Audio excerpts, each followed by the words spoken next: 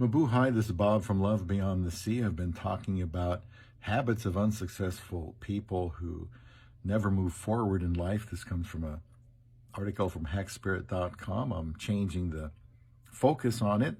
I like the concepts, I like the ideas and the thoughts here, but they really resonate well with me with the dating and marriage experience. So that's what I'm trying to relate it to. Please leave comments on Love Beyond the Sea.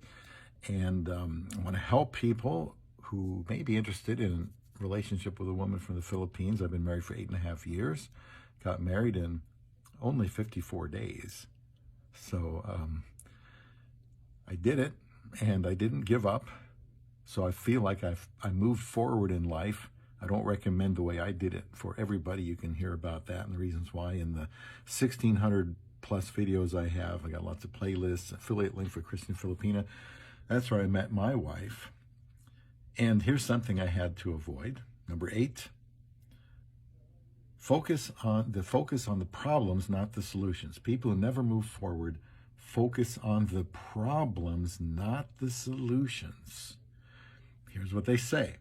Individuals who never progress in life often have a habit of focusing on problems rather than solutions. When faced with a challenge, they tend to dwell on the difficulties and obstacles, allowing them to consume their thoughts and energy. This mindset traps them in a cycle of negativity and prevents them from taking action. Focusing on problems isn't just about being pessimistic, it's about allowing challenges to paralyze them rather than motivate them to find solutions. It can be a thin line, I guess. That's just me talking.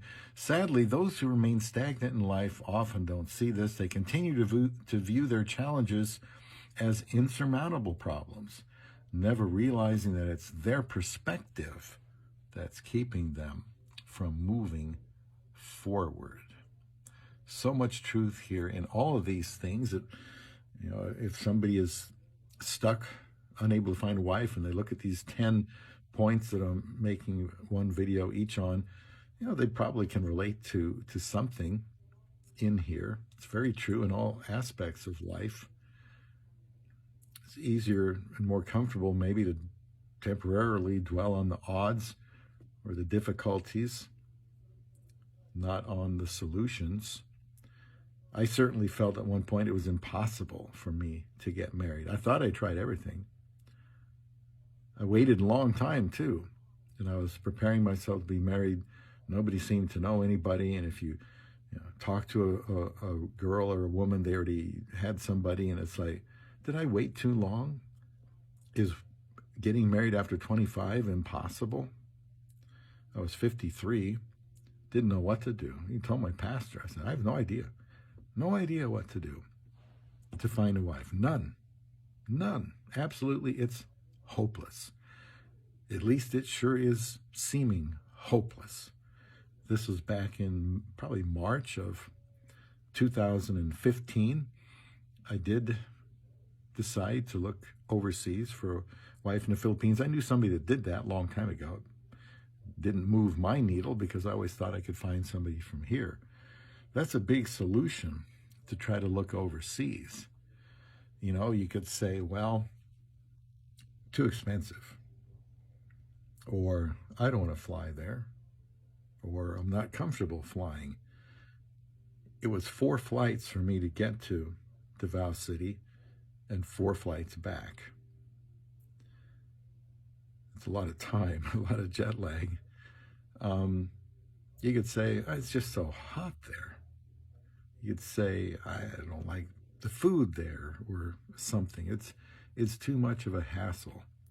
Or, I can't really trust somebody from that far away. I've read all of these comments on social media that contradict Bob and say that all women are bad and there's no good Filipinas and they're all scammers. I'm not saying there aren't scammers. There are. But I can offer some tips on how to avoid getting scammed. Don't send money. Don't fall for I love you. Don't fall for seeing a lot of skin. Just don't fall for, a lot of needs. There's a lot of needs. We need money for this or that. They're not asking you, but they want you to do something. You don't have to do that. You don't owe them anything. So those are just some basic things. Don't look for a bar girl. Look for somebody with character, somebody that's conservative, I would say, if you really want it to work out. But you can make things better. Try to find solutions. Try to learn why people get scammed. Well, they're probably not thinking straight. Yes, when you meet somebody that you're finding interest for the first time in your life, it's going to be overwhelming. So many people are going to want to be interested in you. You're going to think that, how did all these women in the West miss out on me if I'm so wonderful? And a lot of women in the Philippines want to get out of the Philippines. They want to have a better life. You have to make sure that they're genuine and they want to be married, and not just be married, but act married. And you can do that with a woman from another country. It's challenging communicating with someone that far away. There's, and where I live, there's about a 14-hour time zone difference. When it's like 13, or maybe it's 12 and 13, depending on daylight saving time, that's not too bad, actually. It actually works out pretty good. When I'm up getting ready, they're finishing their day, and then vice versa. If there are other time zone changes, that can be very problematic. But you still have to find a way. You still have to find a way, even if it's staying up later than you want to, or getting up earlier than you want to, or maybe she'll want to do the same and you just trade off. Don't force somebody to talk to you. If they're not interested, they're not interested, and you should recognize that and move on. There's a lot of fish in the Pacific Ocean, so to speak. But don't focus on the problems. I just kind of put my head down and barreled straight ahead, and I got married in 54 days. I didn't know anything about passports. I didn't know anything about immigration. Didn't know much about the Philippines. I didn't really care. I just wanted to get married. I'm not saying you shouldn't think about what you're getting involved with, but if you're afraid, then you're not going to look for a wife overseas. Don't focus on the problems. Anticipate, learn from others, and if you're involved with somebody, something doesn't feel right, ask a question. Ask somebody that you know and trust. If you're missing something, they could save you a lot of trouble. And also, there's negativity. People can say you're crazy. Why are you going to do that? That could freeze you and make you not want to go looking. But you got to do what you got to do.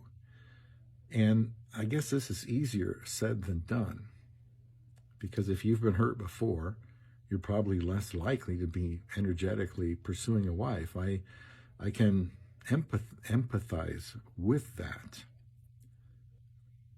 But the future may be different than it's been in the past if you can learn from it. So before I run out of time, I just want to emphasize this point number 8 here of unsuccessful people who never move forward in life. They focus on the problems and not the solutions. Check out my channel, Love Beyond the Sea, and subscribe, and perhaps I can make you feel better about looking for love beyond the sea.